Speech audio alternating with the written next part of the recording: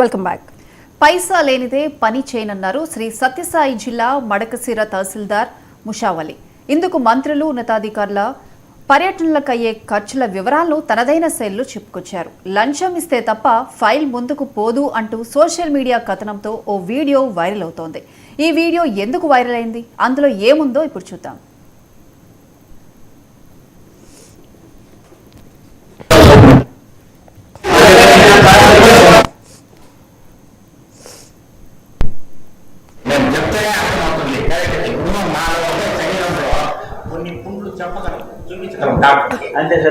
వచ్చిందనుకో నేను చూపించగలనా? పుండు చూపించలేను. కొన్ని చోట్ల వస్తాయి పుండ్లు. డాక్టర్కి మాత్రం చెప్పగలను. వేరే వాళ్ళకి చెప్పకపోతే వ్యాధి తెగదు. వాడు అక్కడ చూస్తేనే అట్లా మా పండ్లండి.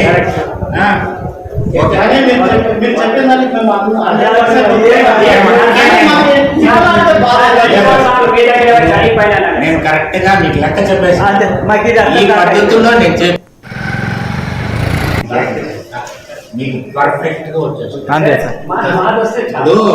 చూడన్నా, రాముడు కాలంలోనే లంచం ఉండే వస్తువు. నువ్వు అది చెప్పకపోతే నేను హిస్టరీ చెప్తా. ఏ సీఎం తెలియదు, ఏ ప్రైమ్ మినిస్టర్. ఇప్పుడు నేను చెప్తాను. నా అక్కడ నుండి వస్తేనే ఒక మినిస్టర్ వస్తే 1,70,000 రూపాయలు నా ఖర్చు అయిందినా, నేనేమన్నా నా జీతం తీసుకున్నా, నీ డబ్బులు ఇస్తాను నేను చెప్తాను. ఈఐపీగా మినిస్టర్ 2 నెలల ముందు నేను వచ్చిన కొత్తలో వచ్చినారన్న మా ఆడే 4 విఆర్ఓ ఖర్చు పెట్టినారు.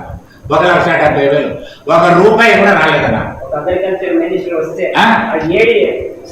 ఇప్పుడు మొన్న హ్యాండ్లూమ్ ప్రిన్సిపల్ సెక్రటరీ వచ్చినారన్న. ఆ అమ్మ టెర్రర్ అంట. బాత్రూమ్ లో గీత ఉంటే పడుకోదంట, ఉచ్చపోయిందంట. అర్థమైందా? బెడ్రూమ్ లో ఈగ రాకూడదంట. దానికి ఎంత ఖర్చు అయ్యేది నువ్వే. వాళ్ళ ఫుడ్ మన ఊళ్ళో దొరుకుతున్న మడకశిరలో హిందూపూర్ నుండి తెప్పించాలన్న. వాళ్ళు మెను నువ్వు భయపడిపోతావన్నా. మెను చూపిస్తా. నువ్వు అంటావు కదా, నువ్వు తీసుకుంటావు అని నువ్వు అంటావు కదా. దానికి నేను చెప్తాను ఉండు, నువ్వు మెను చూపిస్తా. దానికి నువ్వు సంతోషపడితే చూడ. డిన్నర్ 13వ తేదీ 1 vegetable starter, chicken starter, phulka, chicken curry, vegetable curry, ice cream, gulab jamun, apple. మళ్ళా breakfast dosa, aloo paratha, dosa curry, pancake. ఈ పాన్ కేక్ బెంగళూరులోనే దొరుకుతుంది, ఇక్కడ దొరకదు. Dry fruits, lunch, vegetable starter, chicken starter, mutton starter, egg starter, chicken curry, vegetable curry, రాగి ముద్ద, roti, chicken biryani, rice, పప్పు, rasam, curd, ఒలిగా, gulab jamun, ice cream, fruits, sweet. ఇదంతా ఎక్కడి నుండి తెస్తాడు తహసీల్దార్? ఏమండి మీరు అంటారు? ఎక్కడి నుండి? మా విఆర్ఓ ఎక్కడి నుండి తెస్తాడు? ఆయనకే నేను ఆర్డర్ ఇస్తాను. ఎక్కడి నుండి తెస్తాడు చెప్పన్నా? నువ్వు చెప్పండి. నీకు ఒకడు తీసుకుంటే కూడా పని అయిపోవాలి, అప్పుడు నువ్వు సంతోషపడతావు. ఇప్పుడు కాదు, నేను ఈ మెథడ్ చెప్పినాను, అయిపోతుంది. నువ్వు తీసుకుంటాడు చేయడు అంటే ఇవన్నీ కూడా ఎవడబ్బో సొమ్ము, ఎవరికి అర్థం కాదు. ఇది మేము చెప్తేనే అర్థమవుతుంది. ఇప్పుడు మాలో ఉండే శరీరంలో కొన్ని పుండ్లు చూపించగలం డాక్టర్కి. ఇక్కడ వచ్చిందనుకో నేను చూపించగలనా? పుండు చూపించలేను. కొన్ని చోట్ల వస్తాయి పుండ్లు. డాక్టర్కి మాత్రం చెప్పగలను. వేరే వాళ్ళకి చెప్పకపోతే వ్యాధి తెగదు. వాడు అక్కడ చూస్తేనే అట్లా మా పండ్లండి.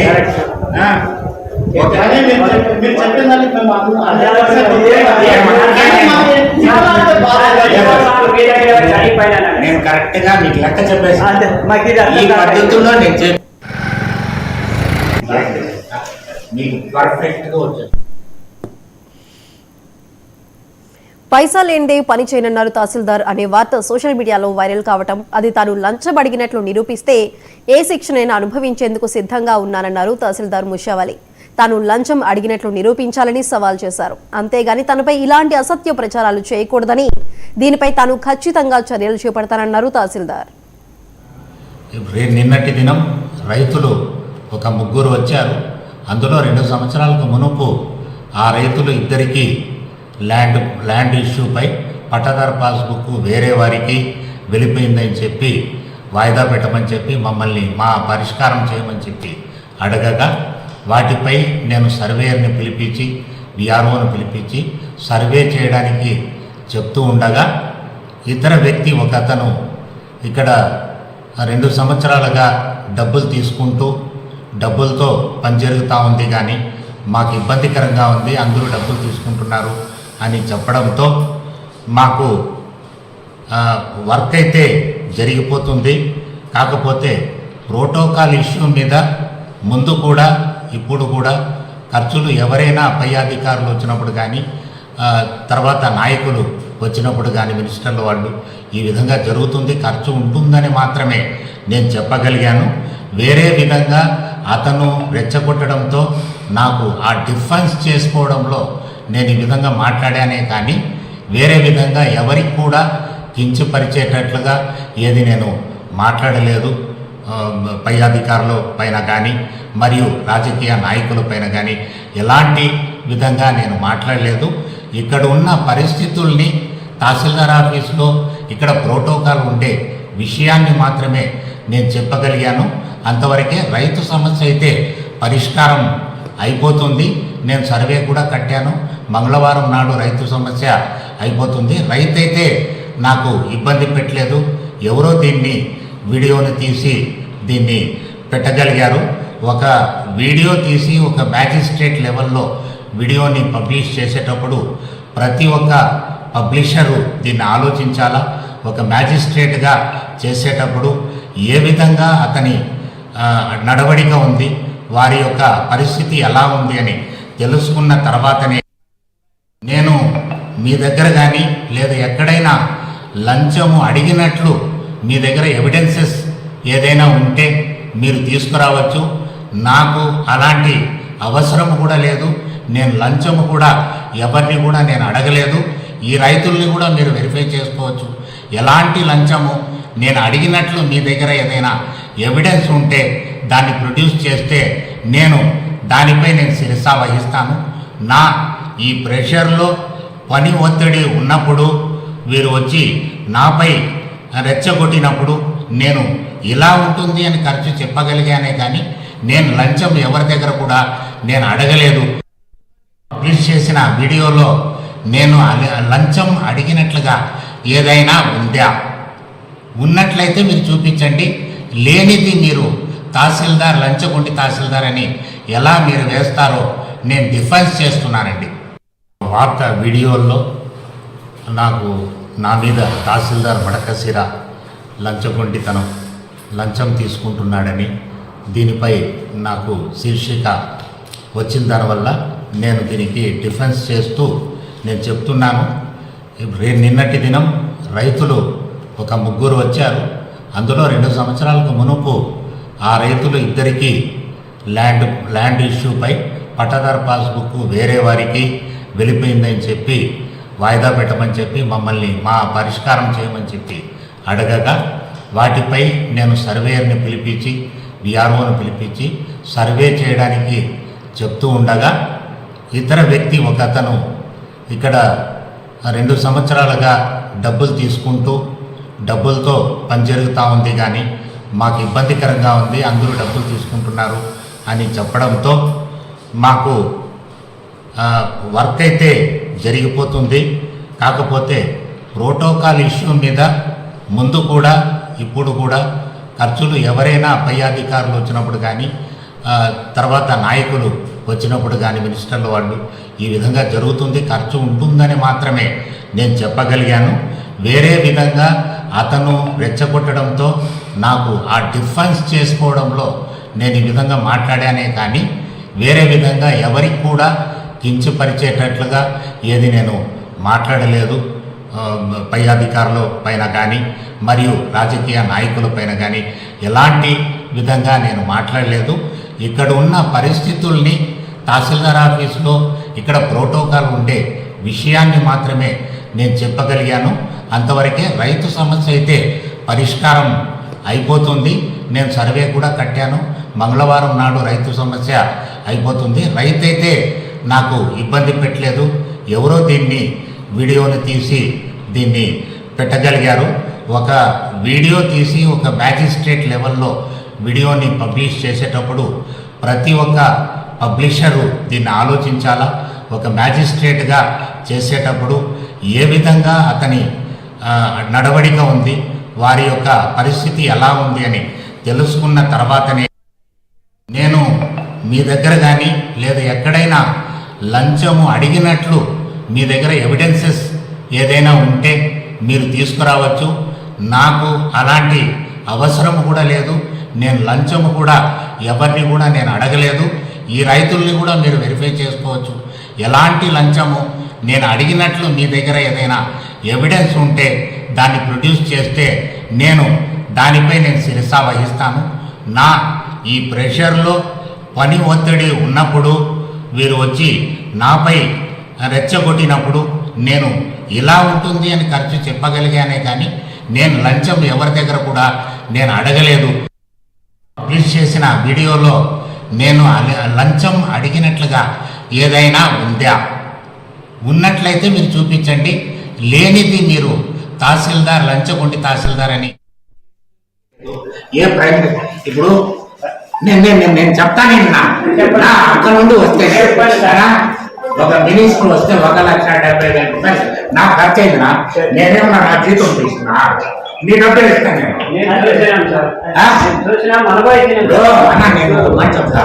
ఈఐపీగా మినిస్టర్ 2 నెలల ముందు నేను వచ్చిన కొత్తలో వచ్చినారన్న మా ఆడే 4 VRO ఖర్చు పెట్టినారు. 1,70,000 ₹1 కూడా రాలేదన్నా. ఇప్పుడు మొన్న హ్యాండ్లూమ్ ప్రిన్సిపల్ సెక్రటరీ వచ్చినారన్న. ఆ అమ్మ టెర్రర్ అంట. బాత్రూమ్ లో గీత ఉంటే పడుకోదంట, ఉచ్చిపోయిందంట. అర్థమైందా? బెడ్రూమ్ లో ఈగ రాకూడదంట. దానికి ఎంత ఖర్చు ఉంటుంది? 1,000. వాళ్ళ ఫుడ్ మన ఊళ్ళో దొరుకుతుందా? మడకసిరిలో హిందూపూర్ నుండి తెప్పించాలన్న. వాళ్ళు మెను నువ్వు భయపడిపోతావన్నా. మెను చూపిస్తావు, నువ్వు అంటావు కదా, నువ్వు తీసుకుంటావు అని నువ్వు అంటావు కదా. దానికి నేను చెప్తాను ఉండు, నువ్వు మెను చూపిస్తా. దానికి నువ్వు సంతోషపడితే పైసా లేనిదే పని చేయనన్నారు తహసీల్దార్ అనే వార్త సోషల్ మీడియాలో వైరల్ అవుతోంది. ఇక అది తాను లంచం అడిగినట్లు నిరూపిస్తే ఏ శిక్షకైనా అనుభవించేందుకు సిద్ధంగా ఉన్నానన్నారు తహసీల్దార్ ముషావలి. ఇక దీనికి సంబంధించి మరిన్ని అప్డేట్స్ అనంతపురం నుంచి మా ప్రతినిధి ప్రతిమ ధర్మరాజ్ ఫోన్ లైన్ అందిస్తారు. ప్రతిమ. అనంతపురం జిల్లా శ్రీ సత్యసాయి జిల్లా మడకసిరకు సంబంధించినటువంటి తహసీల్దార్ ఎంఆర్ఓ ముష్రావలి ఈ రోజు ఒక వివాదాస్పదమైనటువంటి అంశంలో చిక్కుకున్నట్టు మనకు ఒక వీడియో అయితే వైరల్ అవుతోంది. అయితే దీనికి సంబంధించి కొంతమంది రైతులు ఎన్నో సంవత్సరాలుగా వాళ్ళకి సంబంధించినటువంటి భూమి సమస్యలు పరిష్కరించాలని ఎంఆర్ఓ దగ్గరికి వెళ్ళడం జరిగింది. అయితే ఎంఆర్ఓ పని చేయలేదని, తను పని చేయాలంటే డబ్బులు అడిగినట్లు ఆ సదరు రైతు చెప్తూ ఉన్నాడు.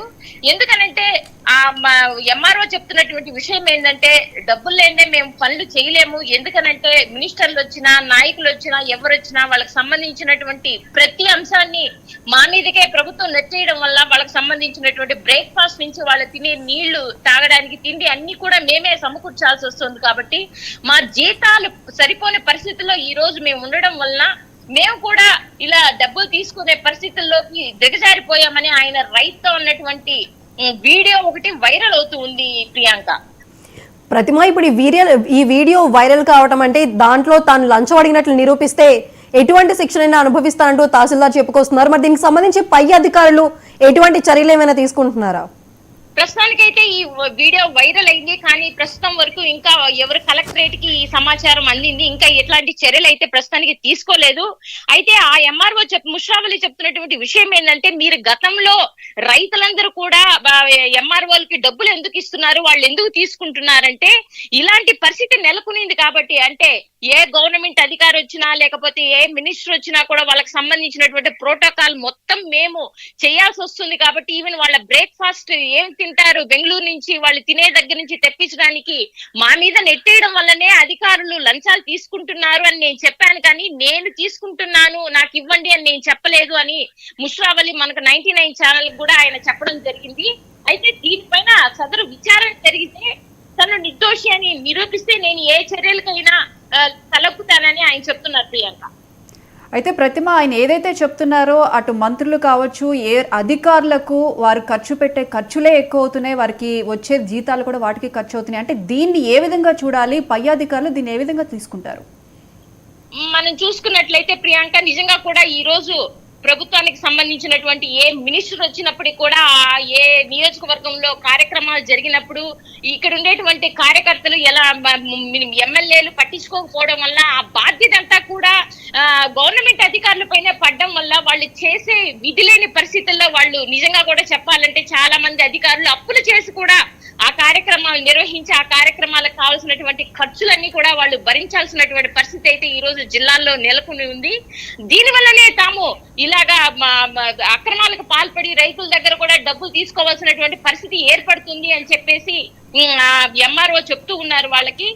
ఇదే పరిస్థితిలో దీనిపైన ఎక్కడ ఎమ్మెల్యేలు అయితేనేమి, మినిస్టర్లు అయితేనేమి ఇంతవరకు ఎక్కడా ప్రస్తావించలేదు. ఎందుకనంటే జిల్లాల్లో కేవలం అనంతపురం జిల్లానే కాకుండా రాష్ట్ర వ్యాప్తంగా మనం చూసుకున్నట్లయితే ఈ రోజు పరిస్థితి కూడా అలాంటి సిచ్యువేషన్ లోనే ఉంది.